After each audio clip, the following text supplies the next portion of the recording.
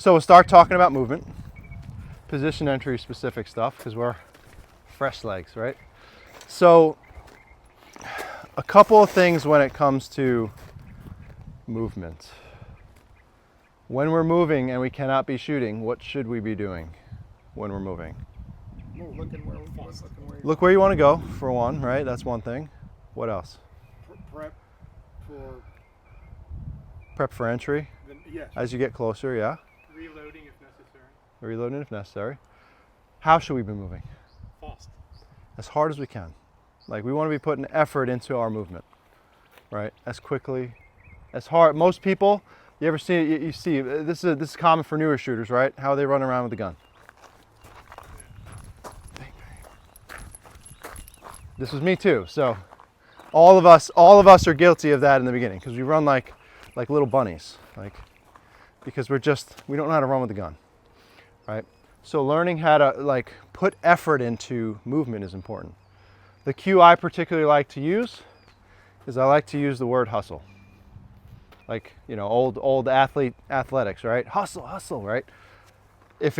Cue words can be very helpful to getting your body to understand the response that you're looking for. So you can pick whatever word you want, but that's my particular word. Okay, that's important. Another thing, so George said this appropriately as well. A lot of people, let me use this for example, close, because it's close over here. You guys can all kind of see, Dave, you see? Yep. Okay. A lot of people, they start moving. When they get, so I'm going to shoot the target in the back there. They get here, and what do?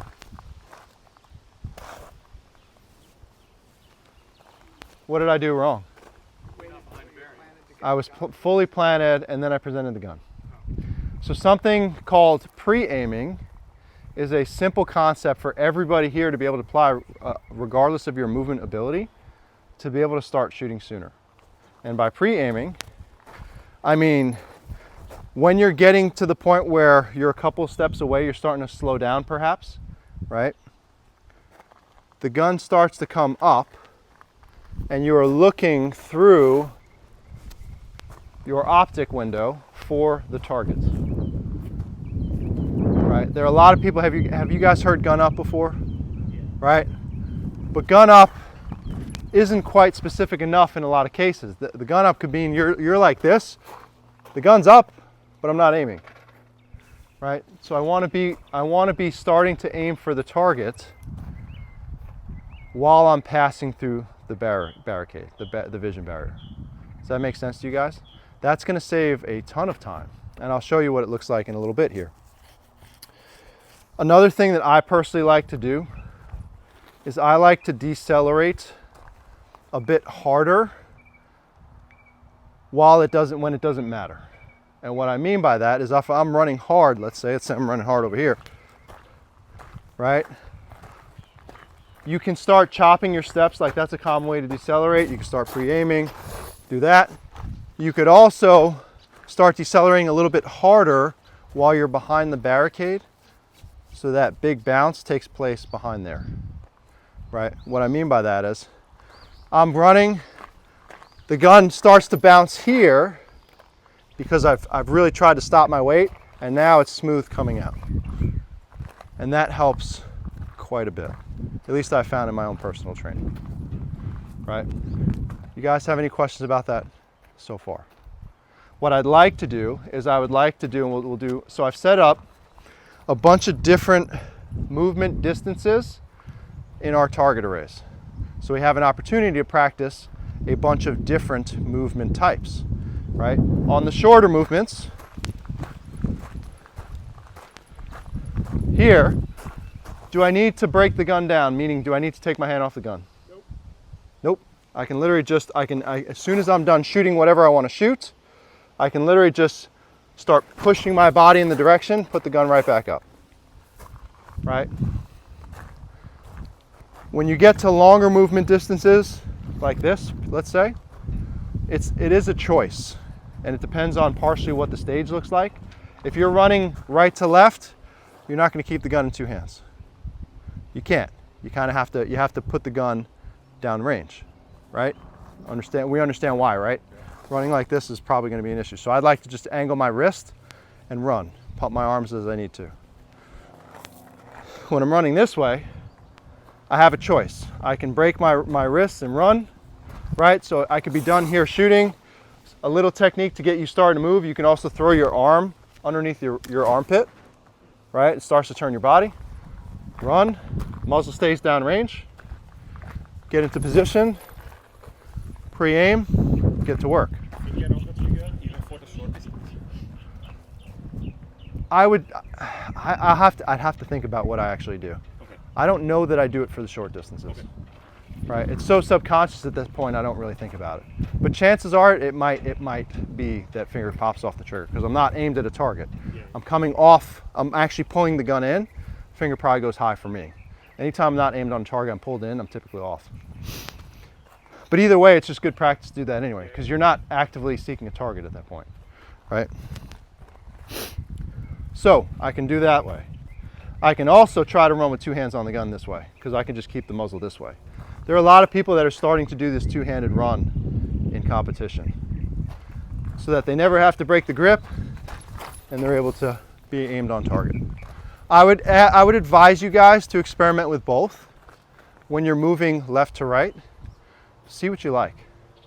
Because to some people, they can still move pretty aggressively while keeping both hands on the gun. Some people prefer to break both hands off the gun so they can run harder. The key is that the muzzle is pointing downrange at all times. Does that make sense? After this, so we'll do this a bunch of times. So I'm going to do it wrong the first time, let's say over here. And then I'll do what I want you guys to do. We got eyes and ears, everybody good? As far as what targets you shoot, doesn't really matter to me. I'm going to make it simple. I'm just going to shoot one target, right? But you guys can pick what you want. Okay, I'm not asking you guys if you guys want to choose to move out of position while you're like not shooting on the move, but start to leave the position that you're standing in. That's up to you for now. We will talk about exit techniques next, meaning how I can start to get my body going in the direction I want to go to save some time. But for now, I just want to simplify to the entry portion, okay?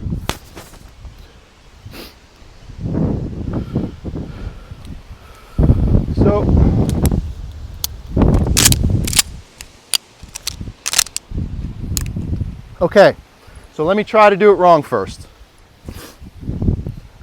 I feel like a Rapunzel with her hair flying. Here we go. Simple, just two targets here.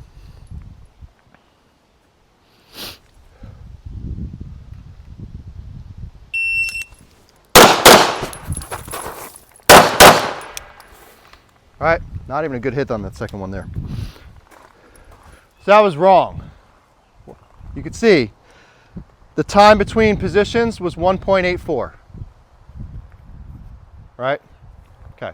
Now let's do it correctly where we're aiming through the barricade. Here we go.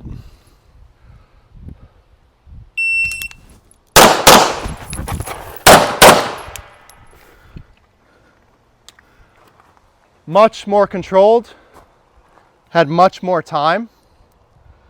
Time is a 140 versus a 184. Better results. Didn't feel like I had to rush. Felt like I was aiming forever. When you feel like you have all the time in the world, but you know it's going to be quick, that makes a big difference, doesn't it? So you saw there was a little bit of a push to get myself going, and the gun's right back up on target. As soon as I'm crossing in there and I see that A zone appear, I'm able to start firing immediately. Was there much delay between crossing the barricade and starting to shoot? No. Right? Whereas the first time I felt way behind, I'm presenting the gun, trying to get everything together, and that results in a hit that's not so good even. Does that make sense to you guys? So that little shuffle is a good thing to apply on that kind of setup right there. Right? On this kind of setup here, I do like the idea of using two targets. I maybe use two targets for this one. Again, I'll do it wrong and I'll do it right again, right? But I'm still, well, let me do it wrong a couple ways.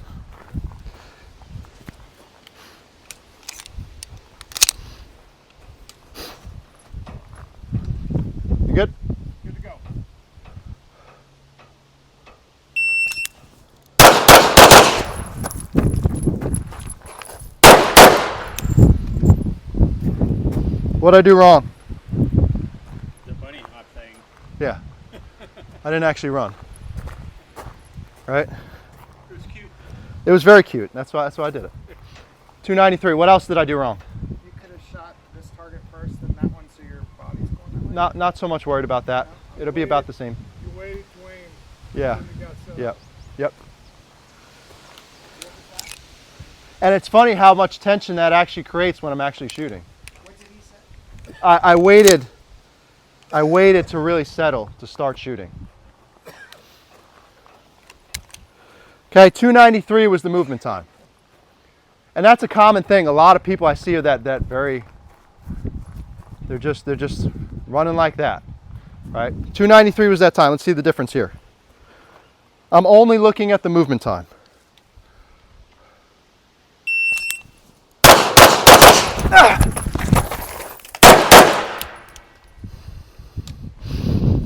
Noticeable difference in movement aggression, right? 293 was the first time, right? 221. I got a kind of a nuanced question. Yeah. At what point, so when you start running, you're looking where you're going. But at some point, you know you can see the target. When do you transition your eyes to what you're going to shoot from where you're going? So for me, in this case, because this is kind of open, I'm not particularly worried about where I'm stopping. Yeah. As soon as I start to get close to the barrel, I'm starting to break down Okay, got it. and be able to aim. So let me do this. Let me do this moving that way for you guys, just so you guys can kind of see what that looks like. So you guys understand the kind of nuances of right, wrong. You see the presentation, like I'm trying to fully aim. That also requires you, if you have space, to not get so close to this. Otherwise, especially when you're in the closer sections, you're going to have to pull the gun in to push out. And that's going to cost you time. Make sense? Moving right to left. I'll use that, and I'll use something there. I do like this little setup here. It's fun. You're going to see I'm going to break my hand off the gun. I'm going to run with the muzzle. All I'm doing is I'm angling my wrist down. When you're walking through a stage, that angle helps you understand where your finger is, where the barrel is. So if you're worried about a 180, this tells you where you are. Make sense to you guys? So again, maybe I'll do the little gentle giant run to start. All right.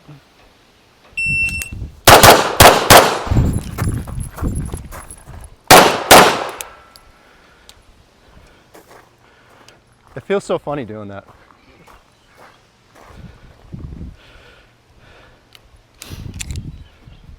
And one more time with some oomph to it. So that was a 280 movement. There you go.